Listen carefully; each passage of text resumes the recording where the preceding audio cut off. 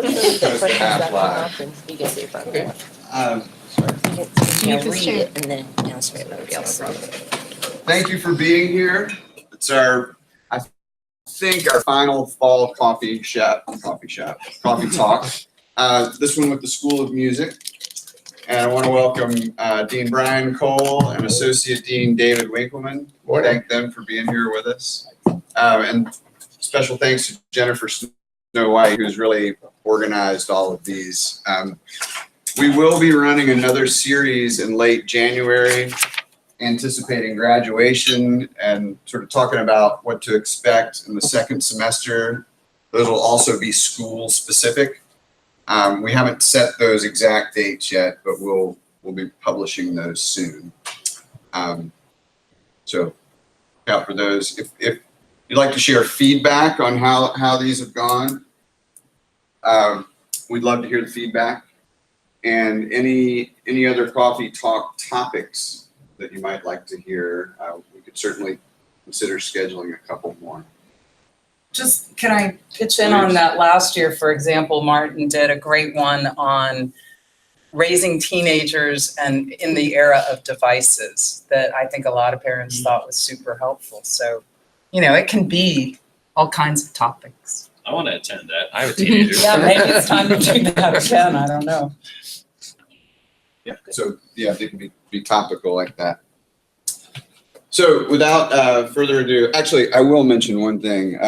Brian Cole just visited my class and gave a wonderful lecture to my human geography students on origins and diffusion of hip hop, and specifically the diffusion of hip hop to Latin America and Puerto Rico. So in addition to being the Dean of Music, he's also our resident hip hop. So we can ask questions on Absolutely. that as well. Absolutely. I welcome it. So the question I had about that was, is it recorded anywhere? That lecture? Yes. No, that one was not recorded. Or was it? You never But I'd be know. happy to do it again. So like Shows to- up on YouTube 2 days later. nowadays, you never know. Good with the phone, yeah. You never There know. was no clandestine video, but maybe, that would have been- maybe that's the next call. That would have been very hip hop had there been a clandestine video. So thank you all for being here. I'm going to turn it over to Dean Cole and Associate Dean Winkleman. Well, it's great to be here with all of you. This is one of my favorite things to do is to actually talk to parents. And actually I really like talking about our high school program. I've said this many times before. I think I probably said this the last time we had one of these coffee talks, but I fully believe that our high school program at UNCSA, and I'm talking specifically in terms of music, is our most important program. It is. Here's why. Because, and this had a lot to do with why I came to UNCSA. I came here from, I'm just starting my third year. I've been here 2 years. I came here from Berkeley, and I was the dean of Berkeley's international campus in Valencia, Spain. A job I really loved and wasn't sure we'd leave, but when I came here and saw this school, when they recruited me to come and I interviewed, one of the things that really stuck out was, and it makes us stick out, it makes us unique. It's the only thing that we can say we have that other people don't have, and I mean, most people don't have, which is a high school. When you talk about a top school of music in the country, or if you look at all the schools of music all across North Carolina, all across the country, and you talk to their faculty and their deans, or let's say as a recruiting exercise, you talk to their schools and say, why should I come there? And they're all going to say the same things. We have the best faculty in the world. We have the best facilities in the world. We have this ensemble. We have all these things. And they're all going to say that. They're all going to say, and they do have great faculties and they do have things, but there's nothing that really distinguishes majority of schools of music from one another. They have more or less the same kinds of programs, that extend maybe in one direction or another. More or less the same kinds of experiences with different nuances and subtleties. But having a high school program, having an elite high school program where the students are in the college experience, they're getting a full rigorous academic regimen in a really wonderful environment in our academic programs. And then they are already essentially, in quotes, in the college experience. Those students have such a head start They have a head start that I never had. I wish I could have come to this high school. When you look at our alumni, there's all kinds of alumni profiles we do. We have alumni all over the world who are doing really amazing things in the industry, not just in music, in all kinds of aspects. And they come from lots of different areas of study, not just instruments and different disciplines, but from high school program, from college, from master's degrees and graduate programs. But if you look at, by and large, like the volume of the real stars that have come out there, those are the kids that came to high school here, because they came at a really formative time, whether it was 9th grade, 10th, 11th, 12th grade, and had that experience. And then college, if you continue on in music or anything else, doesn't seem like as big of a deal. Like you already understand what that's like. You already understand what it takes. You already have been exposed to things that many people are only getting exposed to when they finally get to college. That is a huge advantage, and to do it in a public setting. There are some arts high schools out there that's really good ones. Interlochen is an amazing place. The dean of the provost of Interlochen is somebody I worked with. Is new. Is somebody I worked with at Berkeley. It's an amazing place. There are a few others. They're private and they cost $60,000 in tuition, and that's just tuition and room and board. I mean, you could, so to do it in a public setting is a really special thing, because I'm really firm believer in access to great education for students and removing economic boundaries and things like that. And it doesn't mean that what we do here doesn't still have cost, and still as an out-of-state student there is an expense and things like that. But if you look at the landscape of what we're able to do here compared to qualitatively in the arts and music to other schools, it's amazing. So that was a very attractive thing, and I really believe that special things were happening here, and that even more special things were possible. So I like talking about the high school program, and I really like talking about your children and your students, and I get to hear them quite often. Dr. Winkleman, who is really not just right hand, but right and left hand for me in the School of Music, is the one who gets the most contact with them. He does a lot of advising, a lot of counseling, and he really runs the academic programs of the school. So he's able to point out to me like, hey, go listen to the student, things like that, because he's on the ground really seeing it. But it's really rewarding to be around this kind of artistry happening at such a young age. And it's really special and unique to this place. So this is a really big year. I'm going to say that every year, but this is really true this year. I mean, we're starting, the thing we're starting with right now is the thing that really sets the tone for the year, is the Bernstein Mass. Some of you might be aware of that. Some of you might be attending it this weekend. I hope you can, if you're around, if you have tickets, because I think it's almost sold out, or it might actually be sold out. We are doing this massive production, no pun intended, that is for a lot of reasons. The obvious one is this is the 100th anniversary of the birth of Leonard Bernstein, who is, as many of you might know, is one of the really emblematic, kind of legendary art, not just classical musicians, just artists, period. Artist, educator, leader, author, mind. I mean, he did it all as a conductor, composer, performer. So it's a great time to celebrate that. There have been a lot of celebrations around the country for the Bernstein centenary.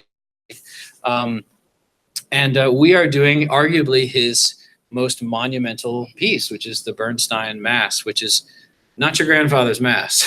It's actually a big combination of every style of music you could have ever imagined. Classical music, jazz, rock, blues, music theater, folk music. There's some Middle Eastern dances that happen in it.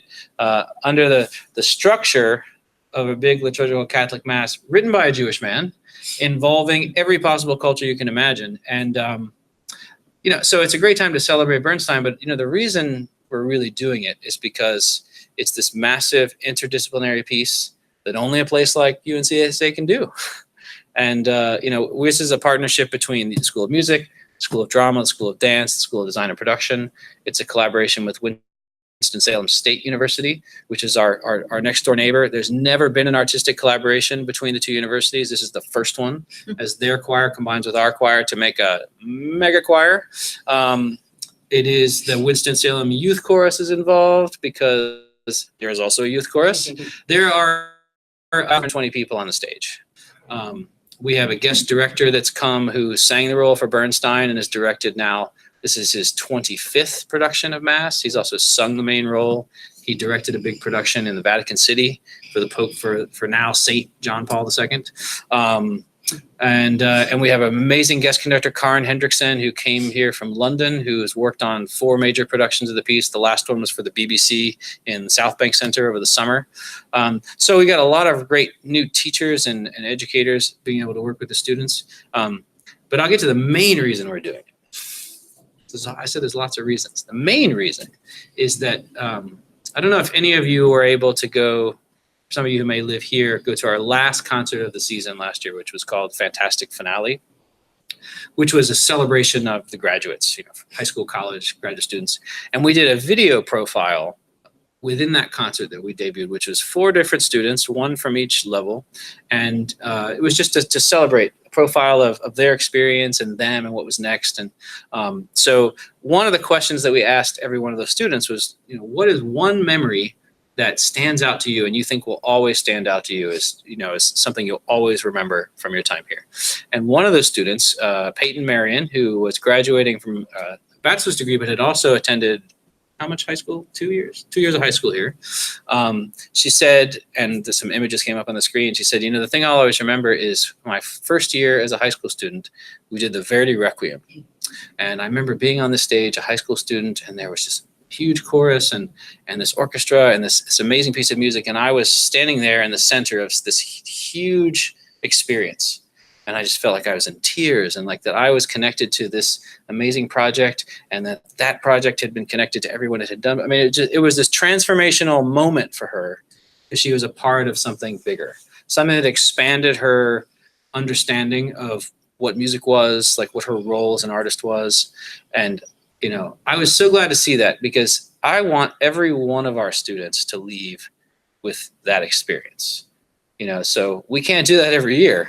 But I want to make sure that every few years, so that we catch everybody, we do one of these swing for the fences kind of projects that really gives a student the opportunity to be a part of something so much bigger, not just than what they've done, but than what they imagine.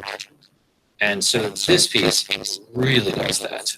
This piece, which is essentially a big 100-minute dramatic narrative, about what happens in a crisis of faith and how community comes together, to deal with that.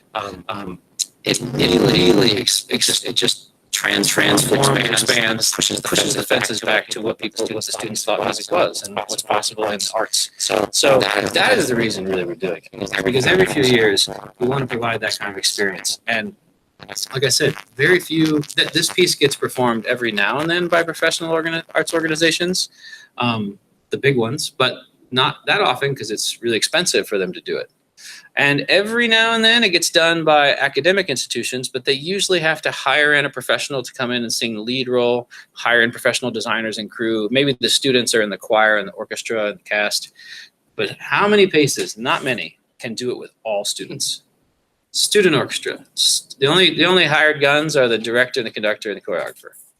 Student orchestra, student choir, student cast, student lead role, student stage managers, student crews, student designers, everything. And I think for us to do this, it provides that experience, not just for your students in music, but for all of our students across that has that effect.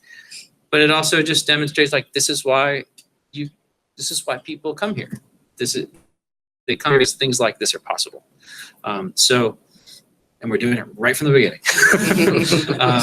And so, this is a year of a lot of those expansions. We're a lot of our performance calendar kind of is a canary in the coal mine of the kind of things we're doing. I mean, in a good way. Not that the coal mines. Maybe that's not the best analogy. A signal. Yeah. Remind me not to use that. The kinds of concerts we produce are really a good indicator of the kinds of things we're doing. We have a new alumni concert series that I've been working on for a while, which is bringing in really top artists from the industry that are alumni to come and present here in Winston-Salem. And also, what better example for our students than the people at the top of their game that were here.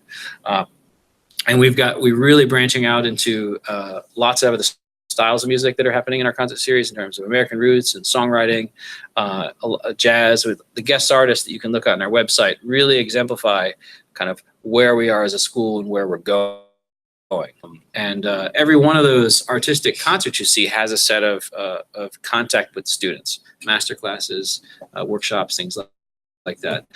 So it's an exciting year. We're right in the middle of a really ambitious strategic plan for the School of Music that is involving 3 different initiatives. I mean, I could give a whole hour presentation just on that, but I want to get to your questions. But that involves the 3 initiatives are a real great expansion and integration of the community school and community programs into the School of Music, a full curricular revision, which is going to push for lots of new experiences and real industry relevance, especially in our core curriculum for music, and then some new parallel programs. We're looking at, or we're going to be adding a series of minors. This doesn't impact high school as much, but minors for college students to be able to take additional parallel studies in complementary subjects to their performance degree, like technology or music and health sciences, music technology, other art forms, things like that. Well, it'll impact your high school students if they stay here for college. So, so, we're not bored. There's lots going on. And what's really great is that we do have a really amazing faculty that there's a lot of solidarity, a lot of momentum, and excited about the things that are happening. And I hope that's translating to a great experience for your students, because that is the reason we exist. Is the reason we're here. The North is that we provide a really transformative and inspiring and meaningful experience for your kids. So there you go. So we can take questions or thoughts or discussion. There were some questions online. I guess this came from online. Yes. Mm-hmm. This one question I see is, can the music department do a live stream of some performances or even rehearsal for parents who cannot attend due to distance? I have good news about that. We just invested in a complete HD camera system for streaming that is going into Watson Hall. It was supposed to be installed and up on October 8th. It is now, or on September 8th. It is now past September 8th. We were a little bit delayed, and then the hurricane closing, or as some of the students were calling it, hurrication closing, has because we really didn't have as much impact here like the tragedy in the East Coast. It's just been delayed with the installer. But the good news is that I would, but if I had, would I'd knock on? Supposedly within the next 2 weeks, that system will be installed, and then every concert that happens in Watson Hall. So from solo recitals, student recitals, to our faculty concert series that happen there, guest artists will all be streamed, unless some rights issue, like the guest artist says they don't want it to be streamed. But most or almost all concerts in Watson Hall will be streamed. It'll be streamed through Facebook Live. So the way that people will access that is to just go onto the School Music Facebook page. Or if you like that page, you click like, then you'll automatically get a notification when something starts live streaming, when we go live. So that's coming. In terms of streaming large concerts, like those in the Stevens Center, we're not able to invest in a full system for that yet. We are looking at the possibility of creating a remote rig that we would take for certain concerts. I don't think that's going to happen this year, but I am excited that there will be quite a few events. Most of our concerts happen in Watson Hall. There will be quite a few events that happen there. There are other events that happen in there that will have the capability to be streamed. It's like master classes and things like that. So those things will be announced when they're going to be live on the page, but the majority of concerts will be. So that was a question from the web, but you want to jump in? Are there any questions from the live room? Or? Would it be possible to watch some of the rehearsals at Stevens? Sure, absolutely. Basically, the rehearsal schedules are not always posted like our concert schedules, but if you contacted either of us with interest to go see a rehearsal, that's no problem. In fact, tonight is the final dress rehearsal for the Bernstein Mass. If you don't have tickets, you could go. We are opening that rehearsal up. We're not advertising it, but if somebody wants to attend that rehearsal, anybody watching online, that's tonight at 7:30. So if you don't have tickets and you would like to see it, you could come tonight at 7:30. You'll have to enter the stage door. So, you know, on the Cherry, is it Cherry? No, Marshall Street. On the Marshall Street side, and you just say you're a music parent at the guest of the dean. I'll tell the guard that, and they'll just go. Actually, they'll probably say who. But that's fine. We are officially opening it up. We're just not going to advertise it because we don't want it to hurt ticket sales. But we do know there are some kids who didn't jump on the deadline to request complimentary tickets, and so they're able to come. And any parents that want to come check it out, there's no problem. And in general, other dress rehearsals that we have, if you're in town or people travel in and they do want to go. Your son or daughter says they have a rehearsal, you can absolutely go with them. Or if you're curious about the schedule, you can contact either of us and we'd be happy to let you know, and it's absolutely no problem. If our son lives here, Mhm. and he had been interested in going to like a mass tech rehearsal this week, but then there was like a list that was given to the dorm to get on the bus. Can they work that out? If it seemed like there were too many moving parts for me to just say, why don't you go to the rehearsal? Because there was a list in the dorm and the bus and him getting there and all that. I So. don't know the answer to that because of some of the transportation. Well, the transportation for the performers we directly arrange through the buses, and so that's one process. There is frequently transportation for students who are just going to attend concerts and things like that Residential Life organizes. And since they organize those trips, I don't really know the process for that. But I think he or she could ask Residential Life, you know, is there transportation for tonight? Is there a way I can get on? And I don't know what the answer will be, but that's the point of contact. I suspect the list that your student encountered was the list from Ken Wilmot for those students who needed to have a curfew extended because Right. they would be arriving Yeah. late back to campus. Mhm. And Mr. Wilmot would not have any way of knowing about individual students who were trying to tag on that bus. Right. So he would need to talk to somebody in the music department. We and could then help facilitate get things, yes. the Okay. list of the other orchestra students, so he could just go with And it. of course, the transportation needs to first be for the orchestra and the right. cast getting Yeah, if down there's there. room. But if there would be room, So Ken Wilmot is the person. Did Okay, you say son or daughter? Son. Son. who's your son? Noah. Cello. Great. Wasn't a nice pickup cut with a bunch of other kids because there wasn't room for them. So it's like, well, maybe you could go because he wants to come home for the weekend. yeah. But, Son? Could a lot of you, moving parts. could you discuss the search for the new conductor? Sort of what the Absolutely. shape of that's going to be over the year? There isn't one. For the foreseeable future, we are moving to a guest conductor model. Okay. So this year, we would have done it this year anyway because there wasn't time to do a search. This year we have 3 just world-class guest conductors coming. We have this Karen Henderson who's here for the Mass. We have Joseph Young, who is the head of ensembles and conducting at Peabody Conservatory. He was also the assistant conductor of the Atlanta Symphony for many years. He's also the brother of our saxophone professor, Bobby Young. And he's coming in November to do that concert. And then Larry Ratcliffe, who is is arguably the top conductor educator in the country. He's the head of orchestras and conducting at Rice at the Shepherd Conservatory, which is one of the prominent, probably the best orchestral training school at the graduate level that there is in the country. And also the music director of lots of different orchestras in the country. He's coming in March to do a concert. So those are our principal orchestral concerts, other than like Nutcracker, which I conduct, then the 2 operas, which have their own guest conductors. And so the idea here is that we bring, rather than have one person, we got lucky that we had Christopher Lee's super talented, young, on his way to a great career. But to get people of that talent, you're most often going to be in that situation where you have somebody for 3 or 4 years, maybe 5 years, who and if they're really talented, they're going to go, because that's the nature of the conducting industry. But I've wondered about this model for a long time, and there's some other conservatories that do this.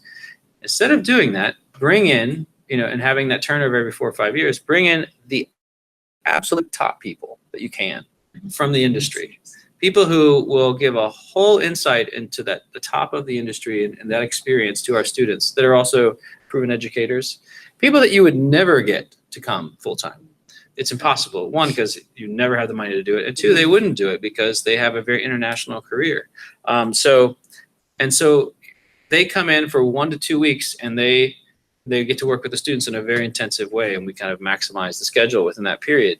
And then in the preparation, the 2 weeks or 3 weeks before they come, we have designed a series that is tried and true all through Europe and a lot of Latin America, which are 2 places I have a lot of experience, which is a series of group rehearsals, which I do with the orchestra. So let's say over a period of 2.5 weeks, I will do 3 full orchestra rehearsals with the students. And in between, we have really intensive sectionals with the faculty. And this is where the most important work happens, because a lot of our students, particularly the younger students, need some very specific instructions about how this all applies to them executing on their instrument. And there's a lot of things that large orchestras, musicians, when they're more experienced, already know and you can take for granted, like, oh, violas do this, or oh, bassoons do this, but there's a lot of how do I do that they don't know. So having that time specifically with their teacher, who no one else could give them that information better than them, is really crucial. And so we do sectionals where the students break into just by instrument and they're just with their teacher. Then we expand that out to sectionals by family. So all the strings are together, all the woodwinds are together, all the brass are together, and then we put them back together, which is pedagogically is a really important facet of learning anything, which is, they get together with me and we look at the whole forest, and you see the whole shape of what this is. And then you break it down and you understand each tree. And then you go back out. And then they have a complex understanding of the piece, so that and the ability to play it. So ideally, then by the time this guest conductor arrives, they don't have to do all of that rudimentary work, which is the what to do, how to play, play this, play it in time, play this note, do these things. You play with him, play with her. Then they get to do what they singularly can do because of their experience. They get to explain to them the how. They get to put the whole artistic sheen on it, the context. They get to, because they're already taken to the certain level of achievement, they can now help them take their abilities and their performance to a quasi-professional level. So I think it's great for a lot of reasons. One, because the process is going to help the students go even deeper into learning this music. Two, they're going to now have the wisdom and experience from people really at the top of their field.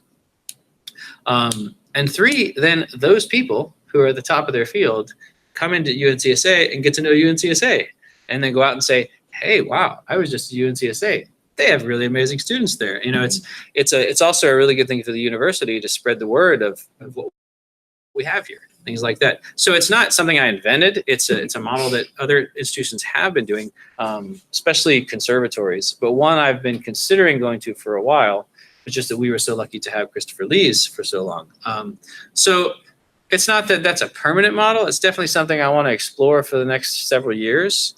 3, maybe 4 years. It could become a permanent model, or permanent is a dangerous word. It could be something that we stick with for a while. It could be that we change strategies and then go on to hire a conductor. But I'm glad you asked the question, because it's one of the things I'm really excited about. It's really interesting. Thanks. And I can't really go into next year yet, but all I can say is I already have 2 of them lined up, and it's amazing. Yeah, I mean, one is a music director of a major American orchestra. Cool. They want to come here. Good. Because they know we have high school. Sure. Thank you. That's Sure. really interesting. Of course. I'd like to ask something very practical.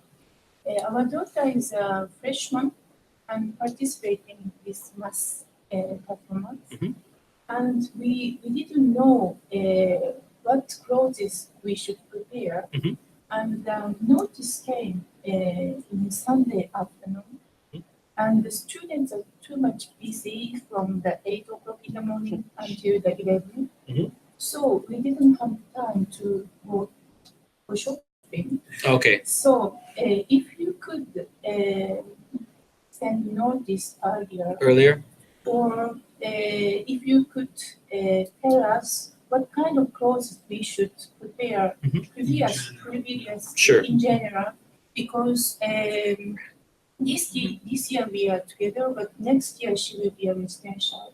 Sure. So she will not be able to prepare her Sure. dress. No, that makes perfect sense. I think they tried to get those things out in advance. It could have been missed. or taken for granted, that people knew. I think that is your daughter in the orchestra or the choir? She's a violinist. Violinist, okay. So they have to wear all black, yeah. Which is a very common set of dress for orchestras, but again, with high school students who maybe are coming here for the first time, you could easily take that for granted. So we may have missed the opportunity to say that sooner. So I'll definitely speak with the ensembles department and we'll make sure that in the future. Did she find something? Because I have had 3 girls and that's why I have lots of clothes. If you need lots of black clothes. Finally, I made. Okay. Thank you. That's an important point. Thank you. I wondered a little bit about the academic music curriculum and whether there's options before 11th grade for things, or would you consider, or you're thinking about future options before 11th grade for theory, history, other kinds of music courses beyond. Composition. Yeah, for kids before 11th grade. There are some opportunities potentially available already. You were mentioning composition, which is maybe not the best example for me to use. But for instance, if a student wants to continue study of another instrument that we have capacity to fulfill, certain instruments we don't have the capacity to offer non-required secondary instruction, but if a student is interested in exploring or continuing something along those lines, then they can speak with me and I can help get them connected with the appropriate faculty to explore what possibilities might exist. In terms of classroom courses such as theory or oral skills, you mentioned music history, it really would be wonderful if there were a way for us to offer that in a systematic way to the 9th and 10th graders. One of the big impediments that we've not been successful at solving over the years is simply a schedule question. And it's not specifically a music schedule only question. It's a question of how the different art schools who have high school students need to work and structure so that various things can happen in the art schools, but those students can be available for the academic classes that they need to be taking. And I can understand that it seems like it should be a fairly straightforward thing to solve. I mean, I know scheduling is really hard. I wish it were, but it's not. Just thinking about the relative, like between something like ballet, where they do seem to have a lot of arts classes on academic days. And I'm not saying I want my kids' schedule to be more hectic than it is, and there's practicing and everything. But Well, and mentioning practicing is precisely where I was going to go. The practice for the ballet students is the very visible technique class that they have, the very visible then partnering classes or whatever later in the day. Yeah. Since those are group activities, they need to be officially scheduled as a class. Since practice is an individual activity, it's not scheduled as a class, but there still is, of course, the expectation that students will do that in a very regular way, mirroring the amount of time that the dancers are spending. It is, just to follow up on that, it's something that I thought about as well, because for jazz, people who are interested in jazz in high school, as it stands right now, or at least as I understood it, you cannot try out for jazz until you have finished music theory, which means you cannot do it until your very last year of high school. Actually, Has that changed? It's never exactly been that way. Any student who wants to audition for the jazz ensemble is welcome to audition. Okay. If they have the chops and get in, great. Okay. We've had some very young high school students in the ensemble, but it depends what they're coming with. The thing that you referenced of having to have music theory, that's specifically for the jazz improvisation class. Okay, And not for the ensemble. not for the Okay. ensemble. And what Mr. Rudkin, who's the teacher of the jazz improv class, he is always willing to meet with a student, and if it's appropriate, make an exception to that.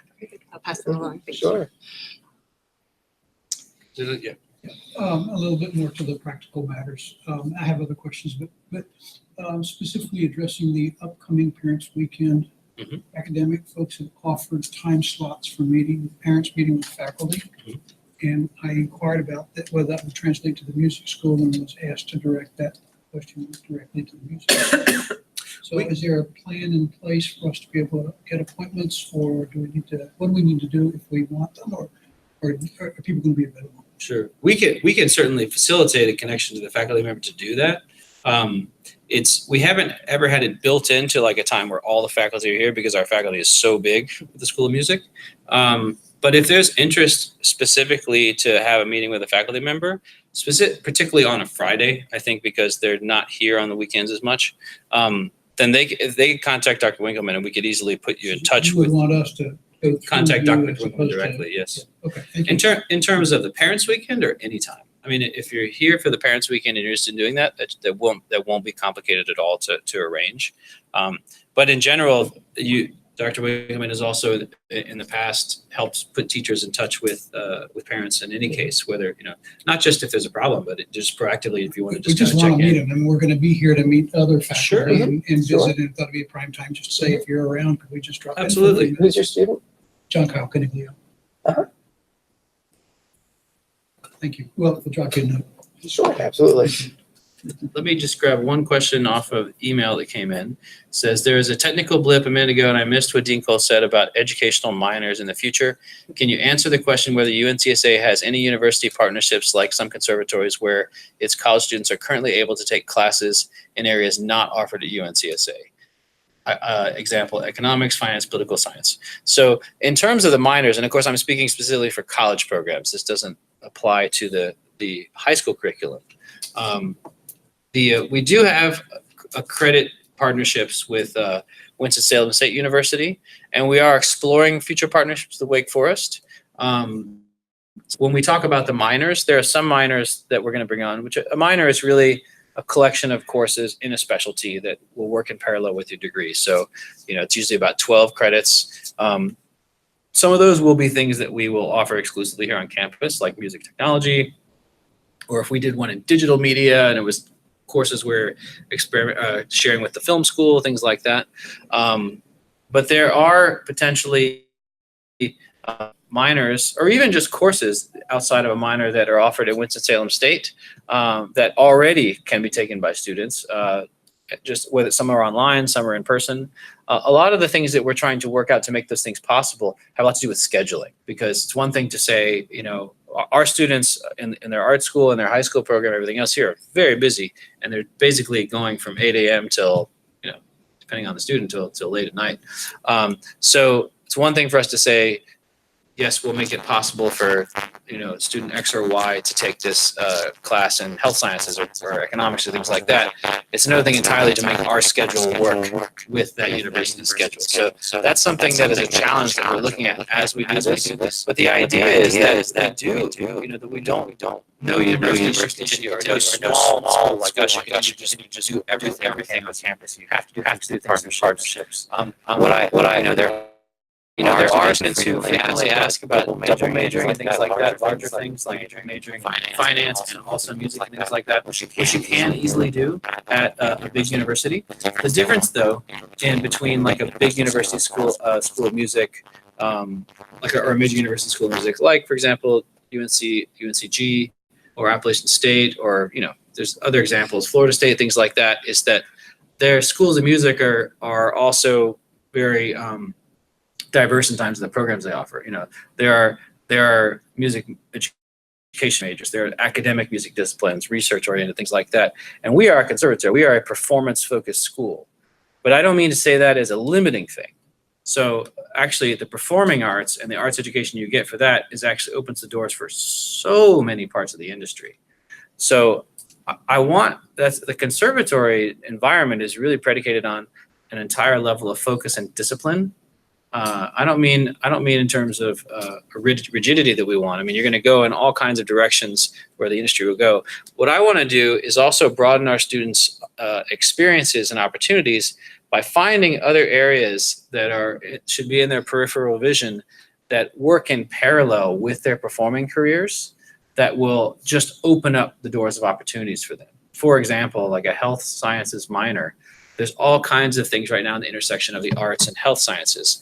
Music therapy is, of course, a really obvious one. But for example, for performers, there's areas like music cognition and the idea of music and with Alzheimer's patients and how music and performers can channel and trigger memories from people that nothing else can.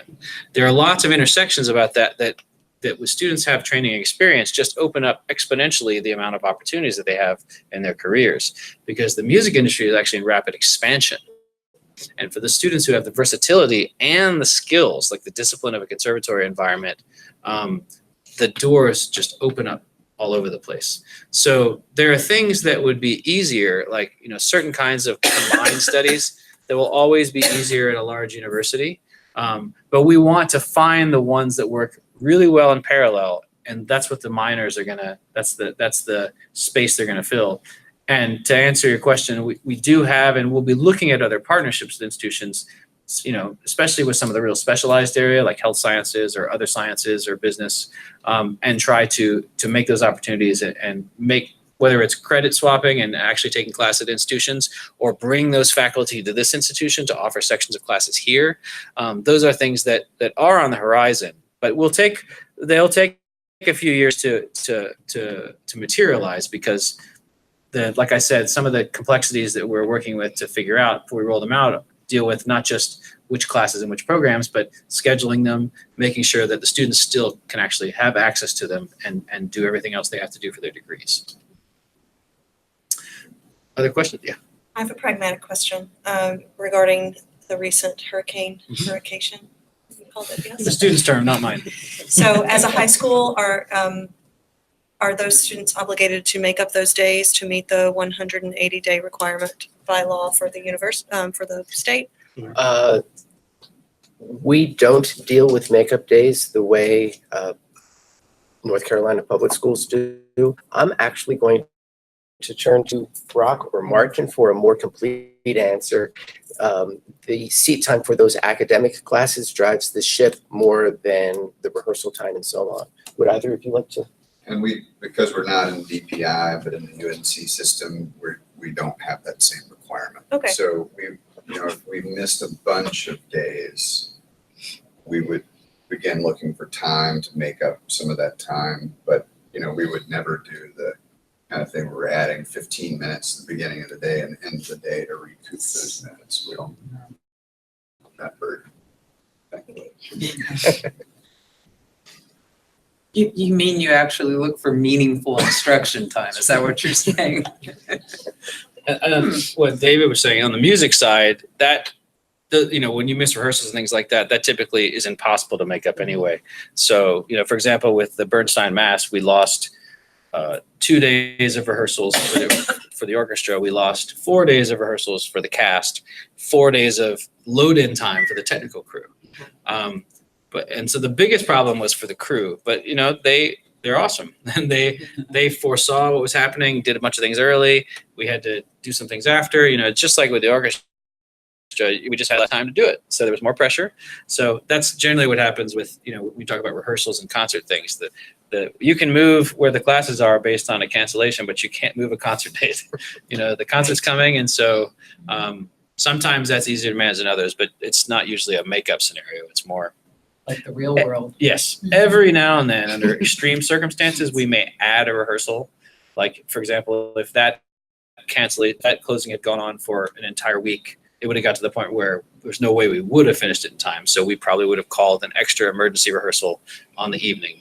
We may have excused students from other music classes to attend it or something like that.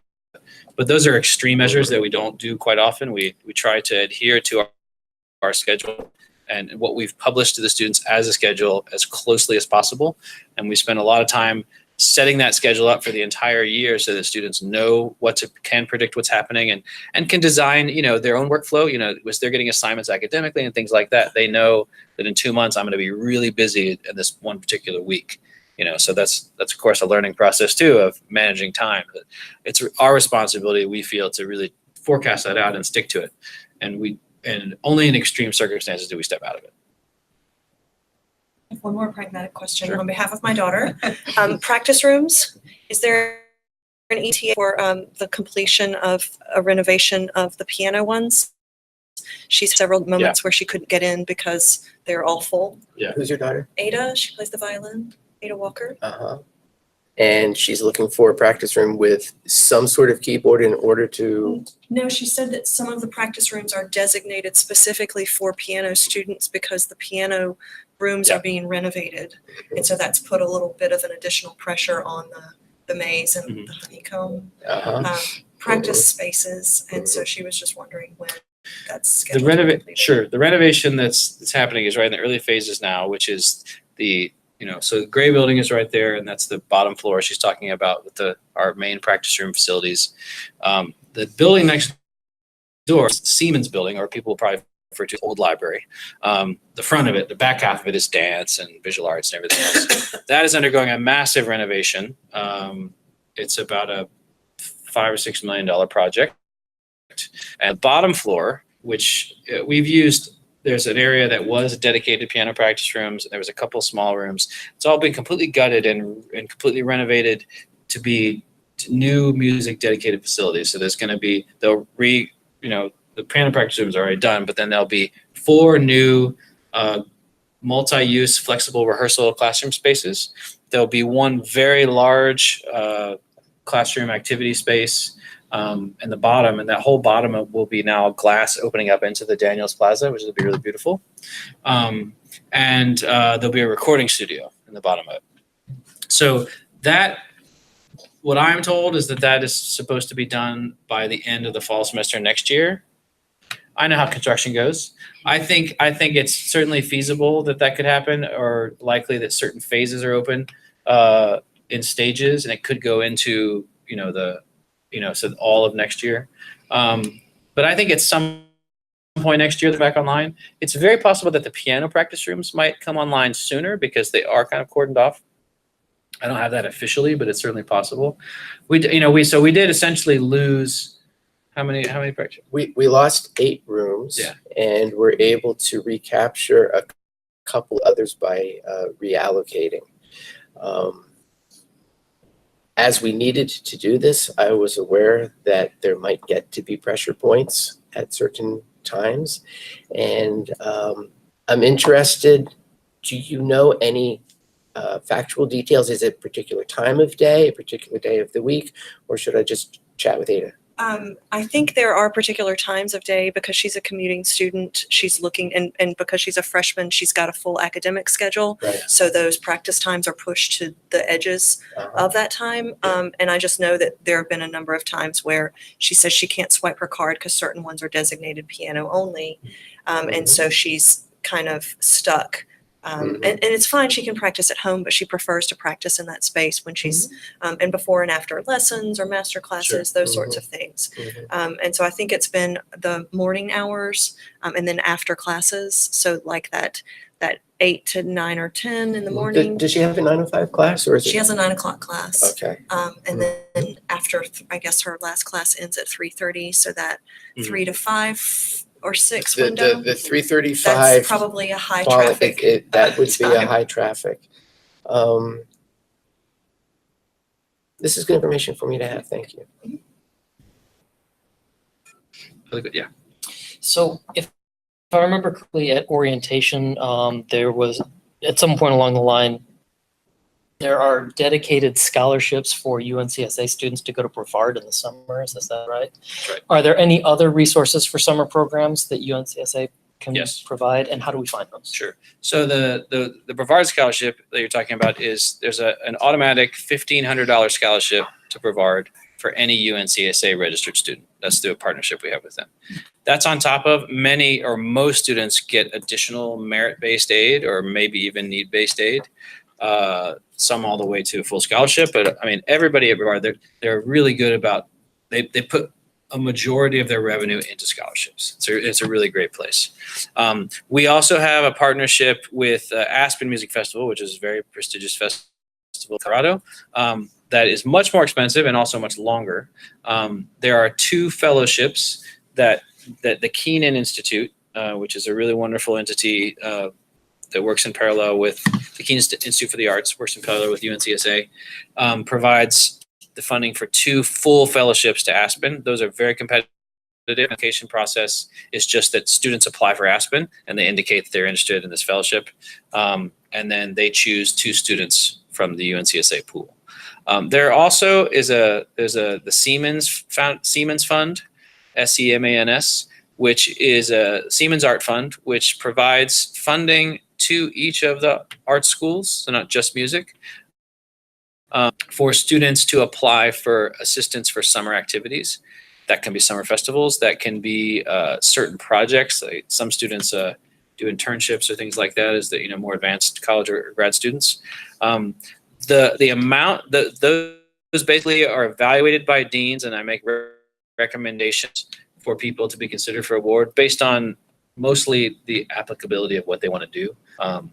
Some people may say, I need full funding because I want to go to this festival in Hong Kong for 8 weeks and it costs $15,000. Well, there's no way that's going to get funded. So, but most people come up with projects that are going to Brevard, going somewhere else, an all summer thing, a 2-week workshop, things like that. And depending on how many people apply is kind of how the amounts happen. Sometimes those amounts can be $300 or $500. Sometimes it can be $1,500 to $2,000, depending on the project, depending on the process. So we evaluate those and just make recommendations to the Siemens Art Fund, and they make the decisions. Those applications come out directly to students, and this is open to high school too. That happens in usually February. And so they just need to watch their email for that. It's not something that I manage or the deans manage. It comes from the Siemens Art Fund and through the foundation, UNCSA Foundation. So you can tell your son or daughter to just watch for that in February. And the decisions are usually made by the end of March, mid-March to the end of March. Sometimes there are other opportunities that come up, just kind of one-time things, or somebody may make a donation that I'd like to support students. I'd like to support, violin students for summer programs. And then as that comes out, we just kind of notify the teacher, and it's a kind of a one-time thing every now and then. But those are the recurring opportunities for students. Would graduating seniors be? Yes. What happens if you are applying? Because my son went to the Boston Conservatory for a 2-week program over the summer. We did not know about this, but I could tell you that he did not receive his acceptance by the end of March. So if he were to have applied for Well, that's this, okay. he wouldn't have even known if he was, accepted to go at that time because That's not a problem. Okay. A lot of students have that issue. I mean, you're applying that you want to do this. Mhm. If you are awarded the amount, Mhm. and then you end up not doing whatever you thought you were going to do, then the student either can make a counter proposal of something instead that they'd like to do Mhm. if it applies, and then the Siemens Art Fund will consider it. Could it be more general too? Because at the time, I know that he was applying to there were 3 that he was interested in, and it was going to be a pick of where he got in, Sure. and if where he got in, we pick where he would go. Well, So can it be more of a generalized thing? Like I've applied to these specific ones or whatever, or do It's- you have to pick one? it's better to make a more specific proposal, but Okay. like I said, there's still some flexibility in it because really what they want to do is evaluate what the student wants to do, what their goals are. So if it's I want to go to a summer program, one of these 3.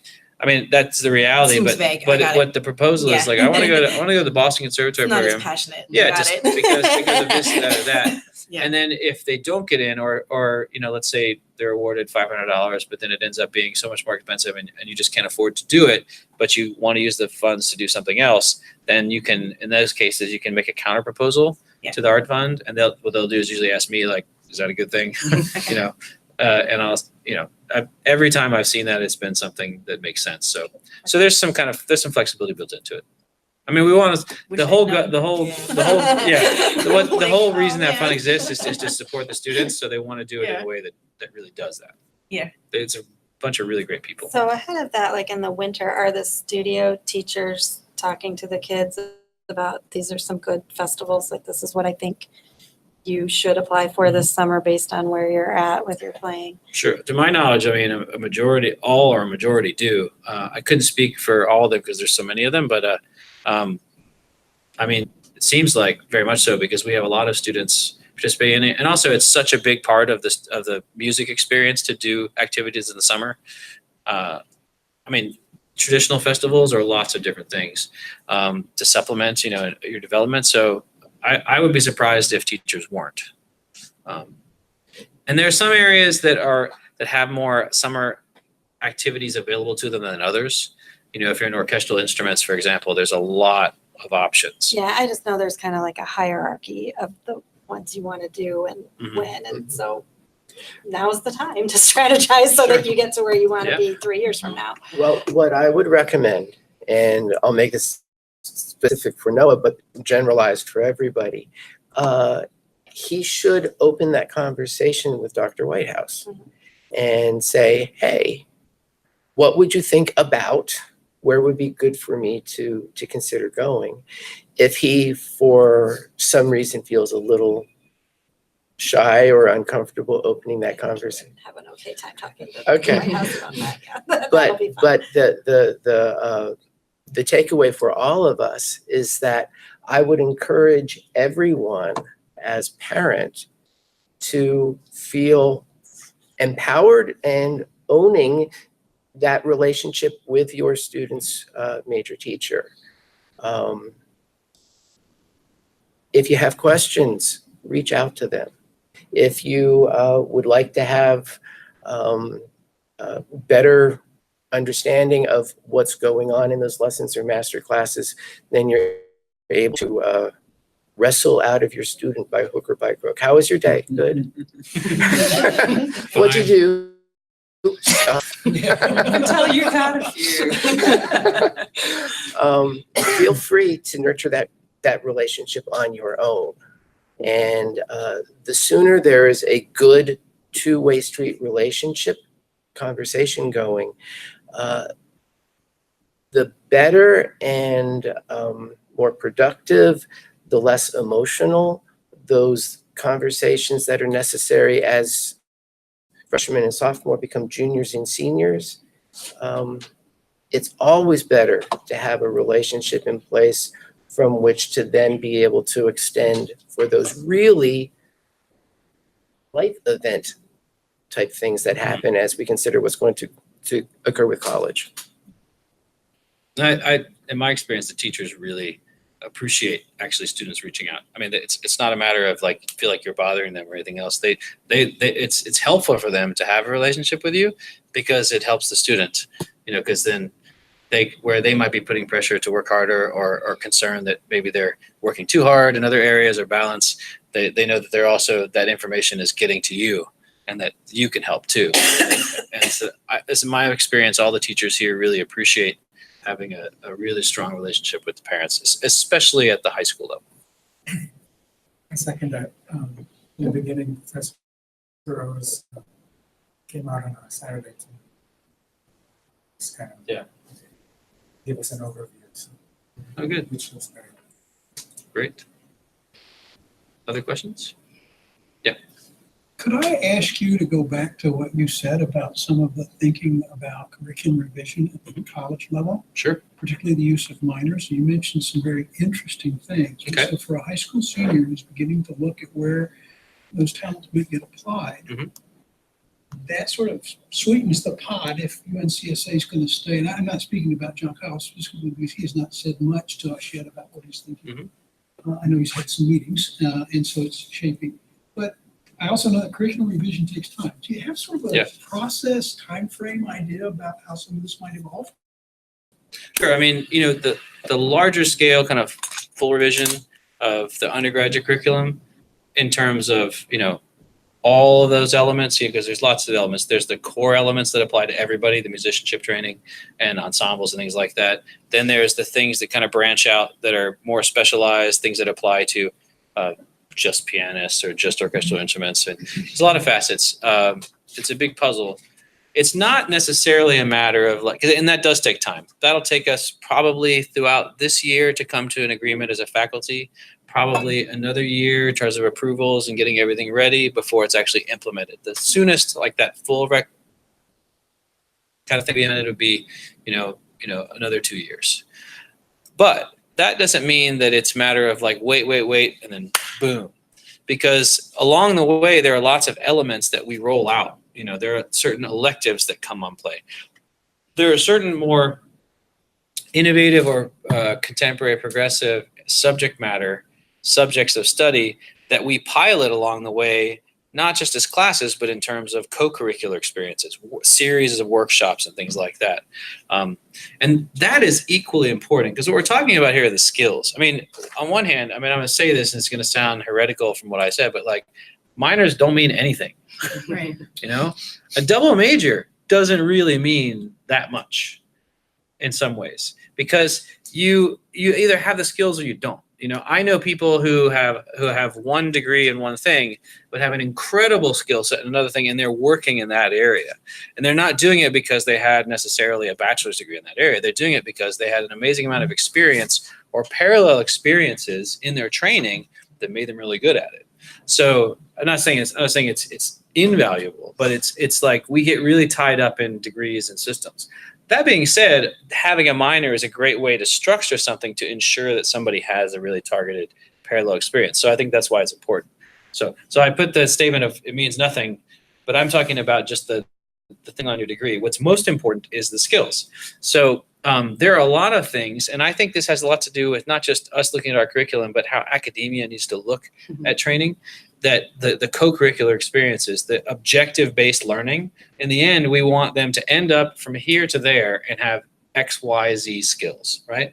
And there are a lot of ways to do that. Some of which are in very traditional models of you have this number of credits in classes and then boom, you're good at this, but then there's a lot of things that work better outside of that. And so the opportunity is that a series of workshops, our intensive arts experience, which is a 2-week period where we can kind of do things that we don't normally do, within the regular class schedule.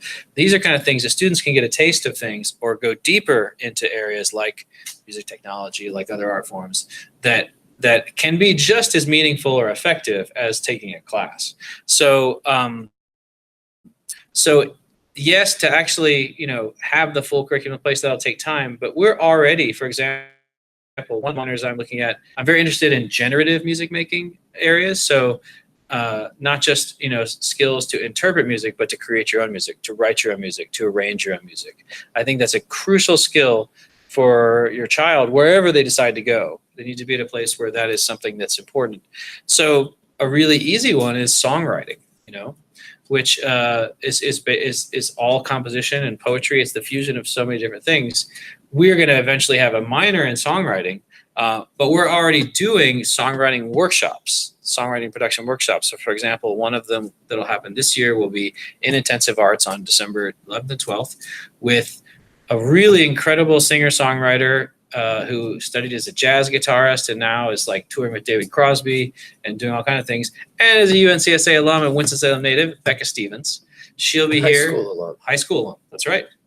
And so she'll be here doing a serious songwriting workshop. She's been here. This is the second time.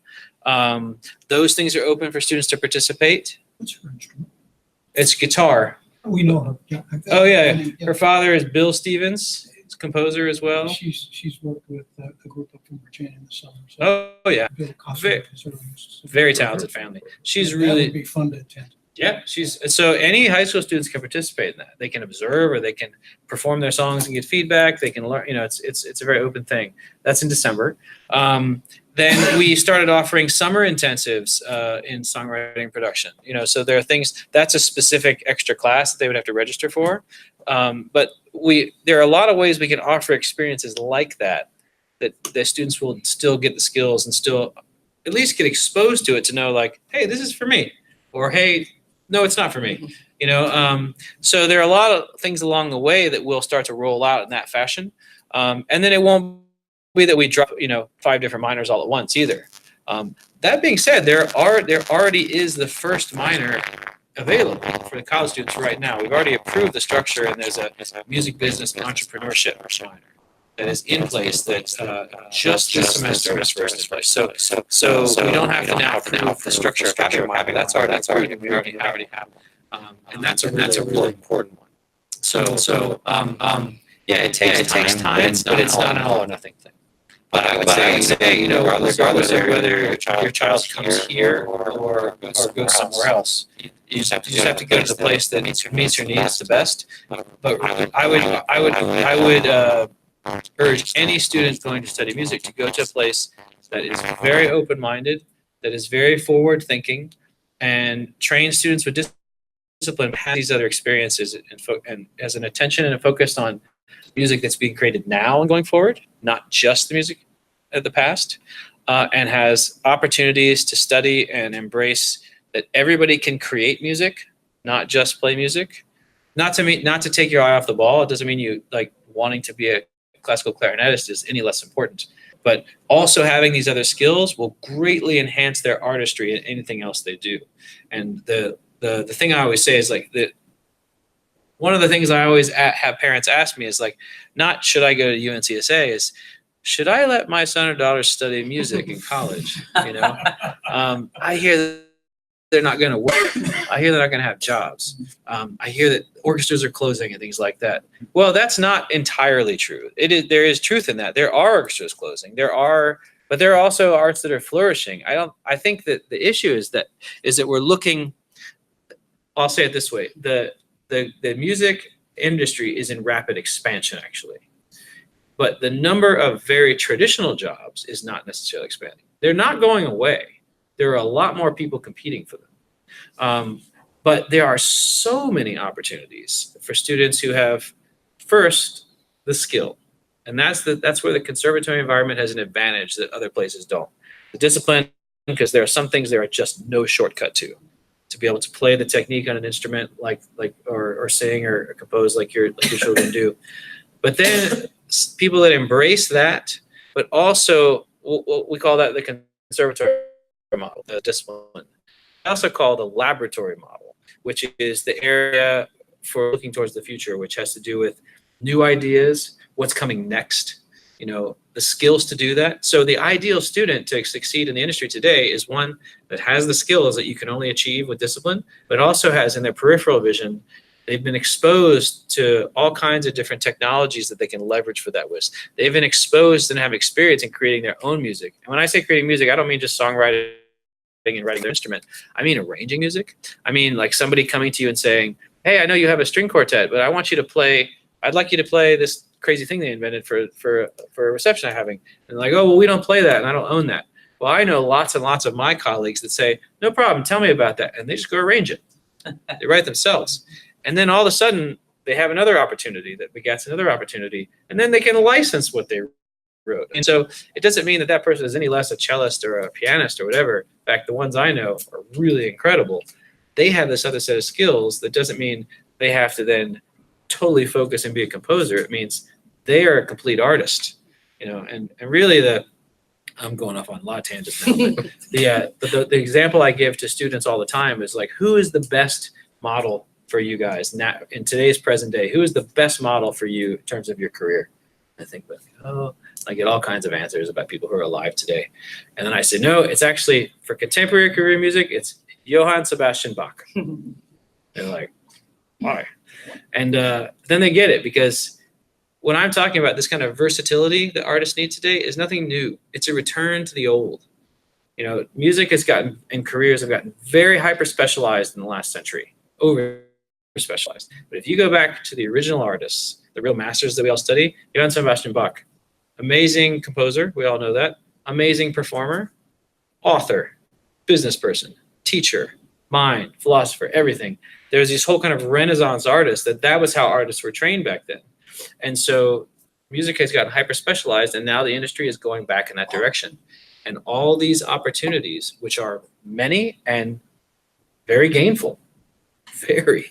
For people who have, like I said, the discipline and skill, have the ability to create their music, and have skills in leadership, leading ensemble, project management, all those kinds of things. So I would insist for my child to make sure that you go to a place that is embracing those things, and then the opportunities are everywhere.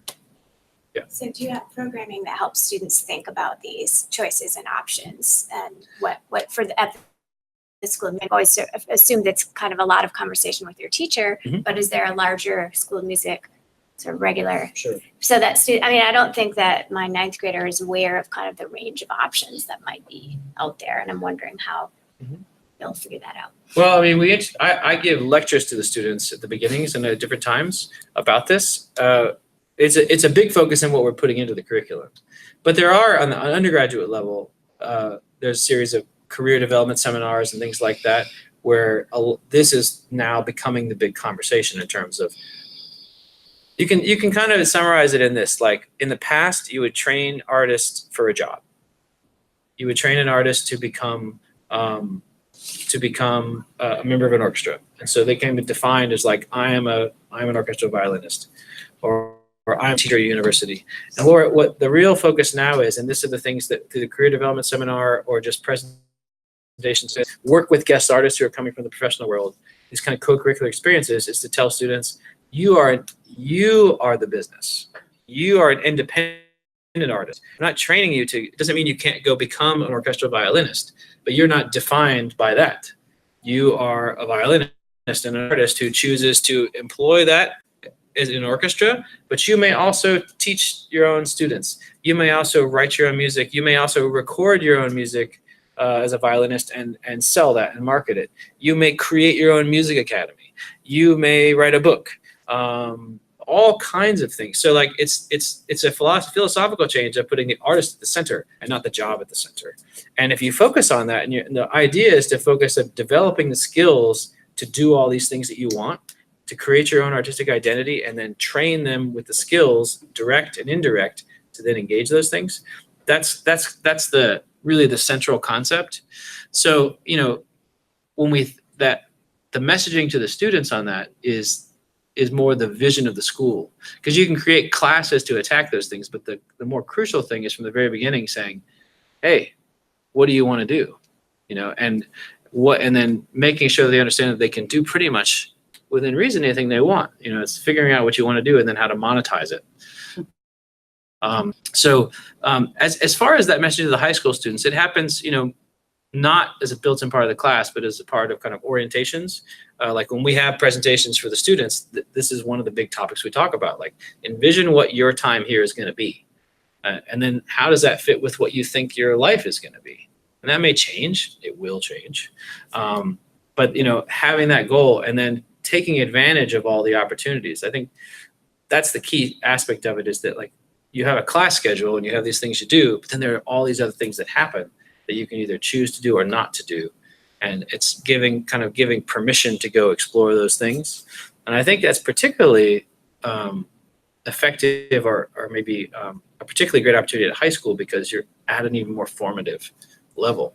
So I'm thinking, as you're thinking about, it makes me think about ways that maybe we could even increase that in terms of the messaging to the high school students. Because I agree. My son's a freshman, and he thinks that I'm either going to have to like be classical pianist and perform or teach. I don't think he realizes the scope of things that he could do, because when you say, well, what do you want to do? He has no idea what he wants to do, because he doesn't know what's available. Sure. So I agree. I think maybe if that was a conversation started early, and then they could say, so these are some of the options, now go explore. Sure. He just sits back and is like, I don't know what to do. I don't, That's valid. Yeah. You had a question? I was just thinking about how that would, how it's practically implicated within the high school. I've got a 15-year-old, and it's a summer camp where that model is very alive and present, for sure, without a doubt.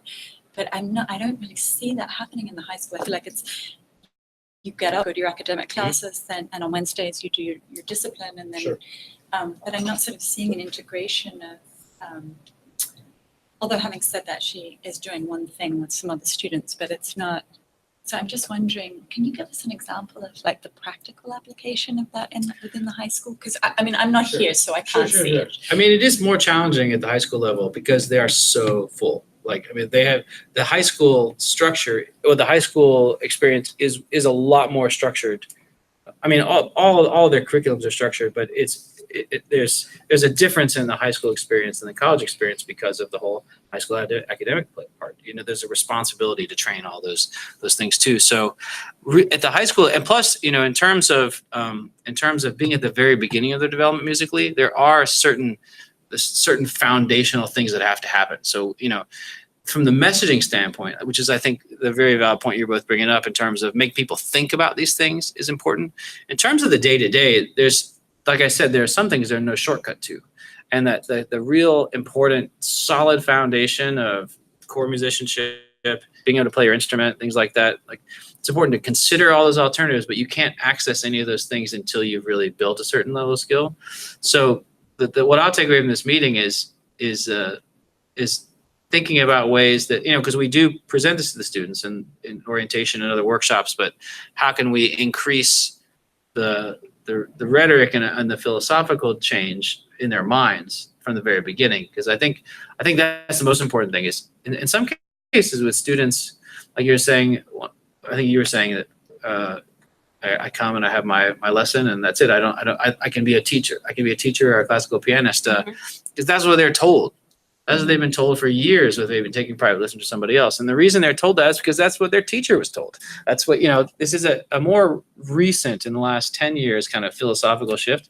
And it's a big philosophical shift for the school, which has been a very traditional school of excellence, you know, historically. So, but it's one that all schools are undergoing. So you definitely will see a difference, you know, when you have faculty who are some among the greatest in the country.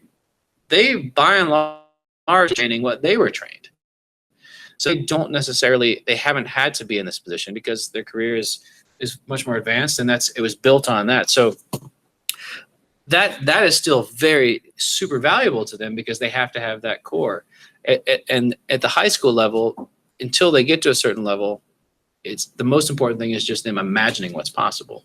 Because when you think everything's possible, or when you think a lot of things are possible, you'll take advantage of more opportunities.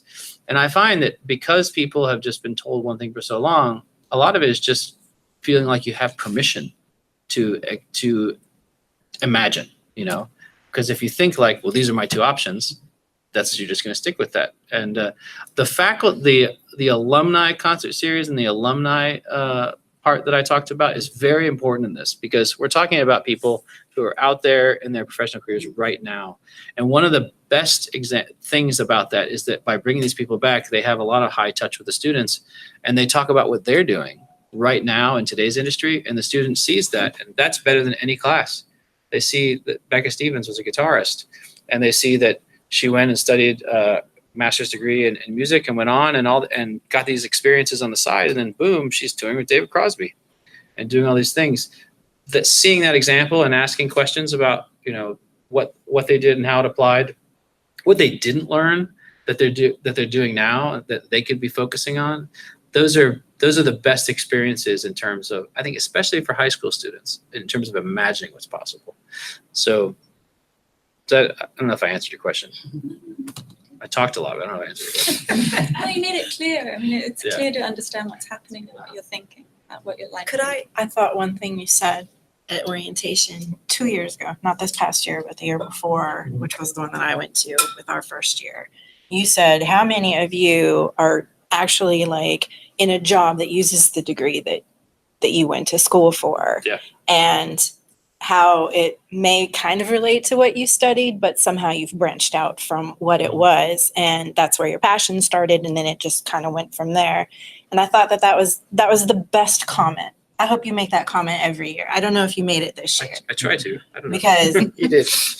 I think it's so perfect because there is a interest level that starts somewhere. Yeah. And then it's going to branch out from there. So just like grow that to see where it spreads, you know. Well, I think what happens in arts education is people start to view it as a trade school, but it's not, because there's very few training systems or educational systems that prepare people for as diverse set of experiences as artistic training, because it prepares you for creative problem solving. I have so many colleagues that studied arts and now are leaders of businesses and leaders of institutions or developers and things like that. And they still continue to engage the arts. Some their business is related to it and some not, but they credit their artistic training as the reason for that happening.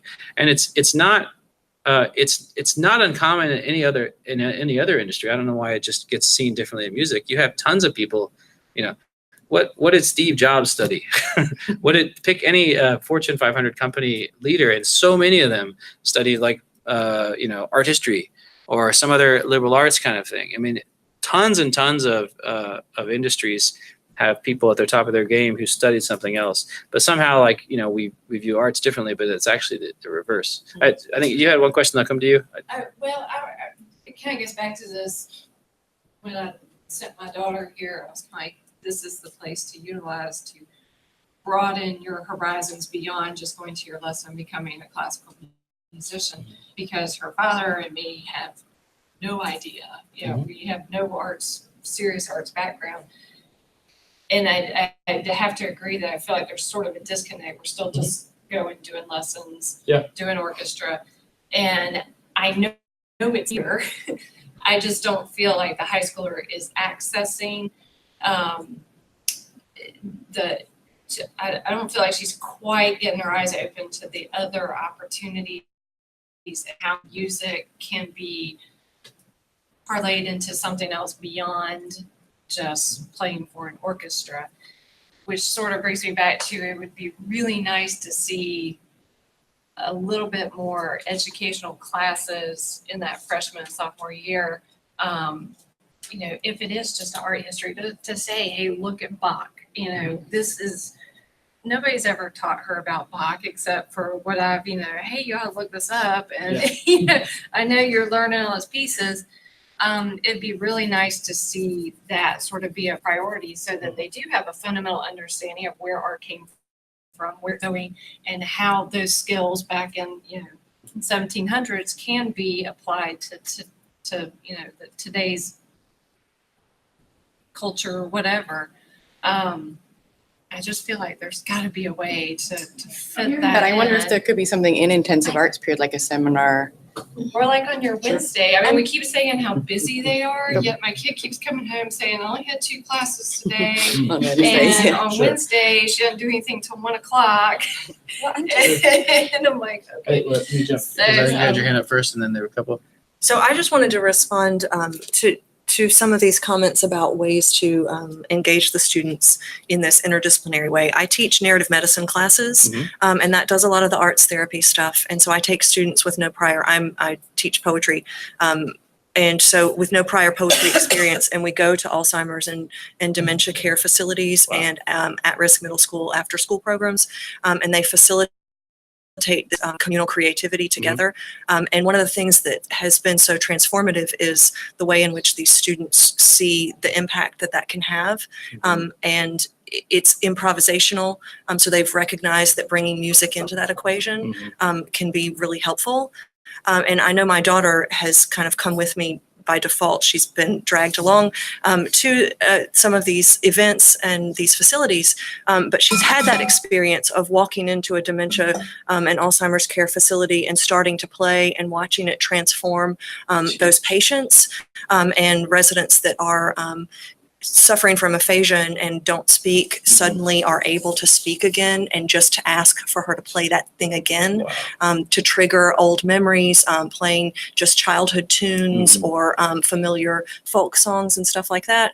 And so that's something that like our students could do informally in these groups, to just go and volunteer at a local assisted living facility and play and see that change and that transformation. And it's surprisingly easy to facilitate. And they don't have to, and like I said, it can be improvisational. They don't have to like put together this polished repertoire and stand there with their stands and play. They can like walk room to room and just Yeah. You know, it can be twinkle, twinkle, and it changes people's lives. And so I just wanted to encourage all of us to kind of think more broadly that it doesn't have to be this structured academic thing, that those service opportunities exist, and it can be truly transformational Sure. for the patients and the middle school kids too. Like these are every semester, like it's one of the deepest, most profound moments in my career to be able to be a part of that and to see that happen. And it has that effect on the students as well. So it is transformational. Absolutely. I mean, this is all really great ideas and feedback about this because it's very much in line with what we want. Yeah. And I have to understand that like this process for the school is also a transformation that just over really just kind of for the last year and a half or so, where we've really, as I arrived, impulsed this, which is I think why I was hired, you know, and so this has been one of the excellent, you know, one of the top conservatories of music in the country for a while. It's not nearly as old as some of the huge historic ones that have been around for 150 years. This institution's below 50 years, but still like modeled after what is a really traditional setup, you know, for conservatory, which is what you guys are talking about. And the transformation of that into something more open is something that everybody's committed to, faculty, everybody, you know, and we're going, but that some of that takes time. So I think that like I said, one of the things I'll take away from this is like that several of you mentioned is how can we get that imagining and that messaging to students now, at the high school students, which we're, you know, we need to increase that. And intensive arts is a good opportunity for that. The intensive arts activities are in process of being developed right now by the faculty, and by the end of October, I think it goes out to students, like sometime in October, where they'll start to look, they'll get a list of things. You should ask them for that. Say, hey, you know, can I look at the intensive art scheduling with you? I heard there's going to be some great things. And then they submit that with approval of their teachers as to make up their schedule for intensive arts. And Sorry, is that the thing in December? yes, Okay. that's the last 2 weeks of the fall semester. Some students are involved in the Nutcracker as well, which takes place in intensive arts. But even those in the Nutcracker, there are days that are dark days where they have opportunities to take these songwriting workshops and things like that. So I encourage you to get involved with that and ask them like, hey, you know, what are you gonna do for intensive arts? And they'll be like, how do you know about that? And then and because there's a lot of opportunities, so that's a good opportunity. But then I think along the lines of what you're saying, like we'll look for ways to kind of insert that messaging as a thread through the year, which is something we're not doing. The empathy stuff that the high school did, really, really profound. And I wonder if there could be a music version of that. I mean, and it's not just messaging, it's active engagement with the ideas, right? Absolutely. That I think especially younger kids really need. And Yeah, absolutely. that was like a one day thing, afternoon thing. It wasn't a huge commitment, but it really resonated through the year so far. And I would love to see some of that too, where, I mean, you know, the immediate question that is looming for me is like, will he choose this kind of institution or that? You know, those are the practical, but you're also thinking about the larger questions. That's a great idea.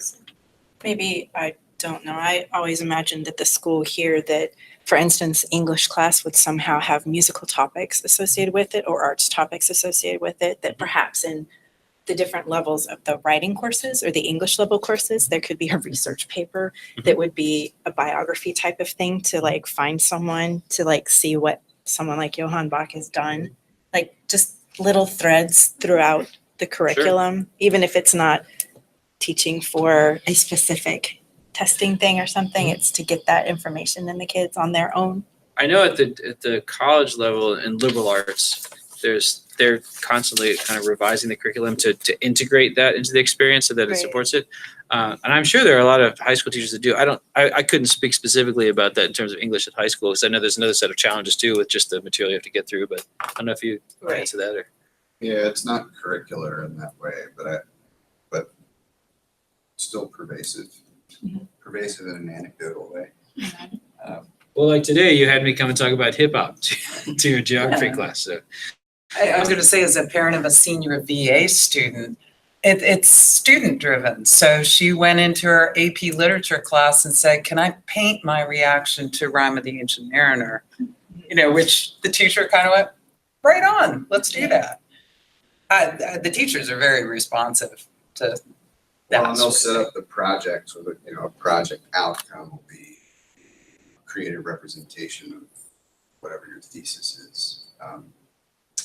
And pervasive, but it's not something we've really coordinated to this Guess point I and was- systematically. Speaking more to broadening the children's horizons to what they could do outside of music, Mhm. or to couple that in. Like, I know that my son attended intensive arts that was the film. It was through the film school that talked about what you were talking about, the impact of music on people with dementia and everything. And like, he came home and suddenly he wants to like double major in composition and neuroscience. And I'm like, Cool. okay, where are we gonna go to school for that?